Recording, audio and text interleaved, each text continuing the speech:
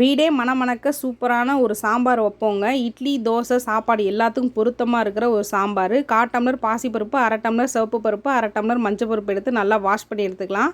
1/2 கைப்பிடி சின்ன வெங்காயம், 2 பச்சை மிளகாய் கீரி போட்டிருக்கேன், கருவேப்பிலை, 3 பழுத்த தக்காளி, தோல் சீவின உருளைக்கிழங்கு, ஒரு கத்திரிக்காய், பீன்ஸு, கேரட்டு, முட்டைக்கோசு, சாம்பார் பவுடர் எங்கள் அம்மா அரைச்சி கொடுத்த பவுட்ரு, அப்படி இல்லைன்னா சக்தி சாம்பார் தூள் போட்டுக்கோங்க. நானே அரைச்ச மல்லித்தூள், உப்புக்கல், பெருங்காய பொடியெலாம் போட்டு 1/2 ஸ்பூன் விளக்கெண்ணெய் ஊற்றி நல்லா விசில் விட்ருவோம். விளக்கெண்ணெய் ஊற்றுறனால உடம்புக்கு குளிர்ச்சி. அதே மாதிரி பருப்பு தண்ணியெல்லாம் குக்கர்லேருந்து வெளியே வராதுங்க. அடுத்து ஒரு தாளிப்பு கொடுத்துருவோம். 5 விசில் விட்டதுக்கப்புறம் இங்கிட்டு கடாயை வச்சு எண்ணெய் ஊற்றி கடுகு உளுந்தம் பருப்பு, வெந்தயம், சீரகம், இடித்து வச்ச பூண்டு, கருவேப்பிலை, ஒரு மிளகாய் வத்தல் போட்டு பெருங்காயம் போட்டு வெந்த பருப்பு காயை போட்டு 1 டம்ளர் தண்ணியை ஊற்றி அந்த குக்கரை வாஷ் பண்ணி போட்டுறணுங்க. அடுத்து புளி தண்ணி, கொத்தமல்லி கீரை, லாஸ்ட்டாக வெல்லம் போட்டு இறக்குனீங்கன்னா சுட சுட இட்லி, தோசை, சாப்பாடுக்கெலாம் கம்ம கம்மன்னு இந்த சாம்பார் ஊற்றி சாப்பிடுங்க. திரும்ப திரும்ப கேட்பாங்க.